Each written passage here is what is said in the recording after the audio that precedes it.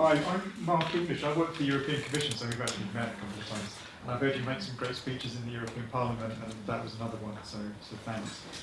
My question, unsurprisingly, is about Brexit. The Labour position on Brexit at the moment is, and I'm searching for a kind of diplomatic word, ambitious. It is to retain all the benefits of being in the European Union while ending free movement. I just wondered how you see that evolving and what your own opinion would be on how it should evolve. Yes, I would agree with you. I think it is ambitious. I think part of the motivation for Keir Hardie, I keep calling him Keir Hardie, Keir Starmer. Keir Starmer as well. We share some similarities actually, different in stature, only in height. Whoops, height stature rather than any other. We'll be careful.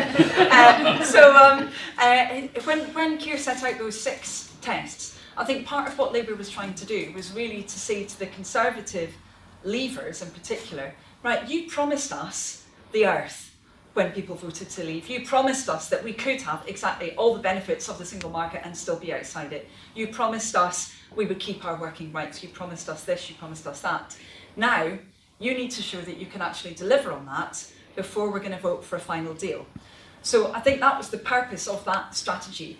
I think now that we're actually getting into the negotiations, we're going to have to reflect on what our approach will be into the future. I have felt, and I mean this is something that people will have different views on, I'm sure, in this room. I wasn't sure that it was a good idea at the beginning to say when people voted to leave that they necessarily wanted to see an end to freedom of movement. I think actually people had a lot of different reasons in their minds why they voted to leave. Certainly that was my experience campaigning all across the South East. It was important for some people, but not for other people. And often when some people were talking about it, they were really speaking about kind of quality of life issues that should have been dealt with by the Westminster government. So we needed to have some response on that issue. But I think that necessarily quantitative restrictions on movement will be very difficult to achieve at the same time as getting a good deal from the EU. And I don't think the British public is stupid, quite the opposite. And I think that they recognise that, and some of the opinion polls that have been done have shown that actually a majority of people who voted to leave are more than aware of that, that that's going to be hard. Having said that, I think we are where we are. We're now getting into those discussions and debates in detail. I'm certainly going to be looking at the exact provisions from Theresa May's so-called offer to EU citizens living in Britain that are going to be released on Monday.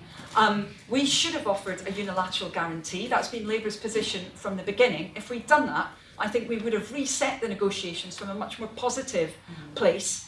Instead, we have made the rest of Europe think that we want to have a huge argument with them, and now we're trying to row back from that enormously quickly. But funnily enough, if you've made enemies, they don't forget. And if you threaten people with slapping tariffs on their car production and whatnot, they're not going to forget that either.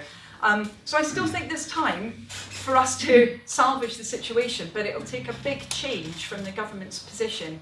But I do think somebody like Keir Starmer could actually deliver that, because he's a pragmatic person, he's engaged, he's used to negotiations far more than a lot of the 3 musketeers, as I always call them, Boris Johnson, Liam Fox and David Davis. So I think he would be much better than them in this circumstance.